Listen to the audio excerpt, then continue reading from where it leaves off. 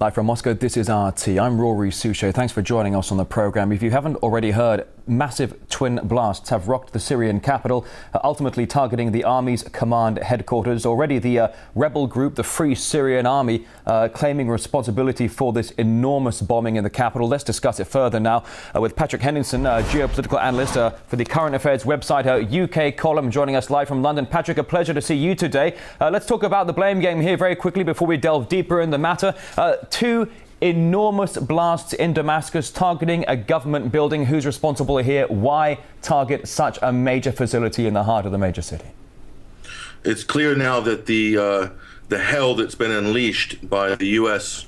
and their allies and the Gulf states has now reached new levels of violence in the heart of Syria, in the capital of Damascus. So this is the result of 18 months or 2 months or 2 years of progressive planning and trying to get arms into the country and having foreign fighters all over the different regions in Syria. And now the violence has come into Damascus. It's very, very sad to see the country descending into this sort of chaos, but that's to be expected. But Patrick, as we know, I'm sorry to interrupt you, the rebels have already announced they are responsible for these attacks. Ultimately, in some ways, they are admitting to terrorism. How can they get away with admitting that so willingly and freely?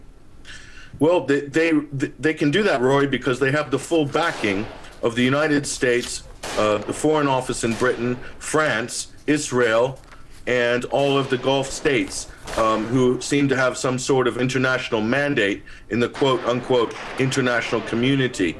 But what you've got here also is the propaganda war has now taken an ugly turn, and I believe that the recent shooting of the PressTV bureau correspondent was a targeted assassination because he's working for an Iranian state broadcaster. So the message is only certain amount of media is allowed to perform in Syria and not others. But doesn't it seem bizarre to you, Patrick? Doesn't it seem a little bit bizarre? I mean, here you're saying that the rebels can get away with what are essentially terrorist attacks in Damascus. They can get away with it because they have the support of the international community. As you know, Patrick, right now in New York, the UN General Assembly meeting all week. When it comes to the issue of Syria, we don't hear any condemnation of these terror attacks. All we hear are world leaders once again calling for Bashar al-Assad to step down, and yet it's the rebels who are causing the destruction and death.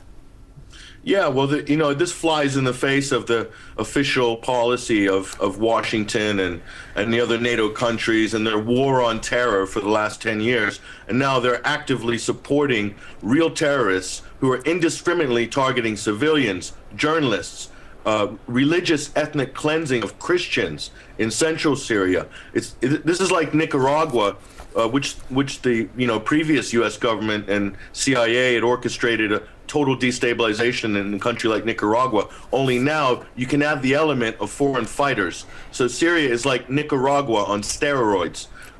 This is most of these Free Syrian Army fighters are not from Syria, and that's something the public needs to understand. Right, Patrick, as we've been saying, certainly with you and with other analysts and experts over recent weeks, there is a definite presence of foreign fighters involved in Syria. If I may, Patrick, I'm sorry I'm running low on time, but I have to ask you one last question here. At the UN meeting that we all know is ongoing in New York, Qatar has explicitly called for Arab nations to intervene in Syria, bypassing the United Nations. How likely is that other regional powers will follow suit?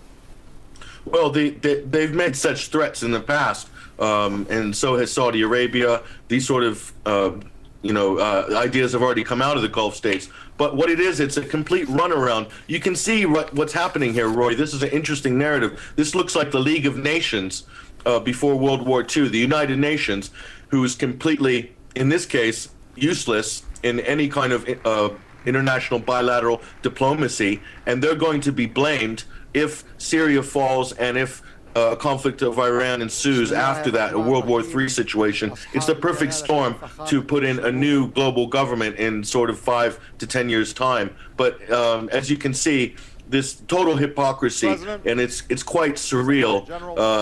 And, you know, just watching it and watching this sort of rhetoric coming out of Washington and London particularly, it's unbelievable. All right, well, Patrick, the UN meeting has not finished by any stretch of the imagination. It continues all week. So Patrick Henningsen will certainly keep everyone posted on this. Geopolitical analyst for the Current Affairs website UK column. Thanks for joining us live from London today. Thanks, Roy.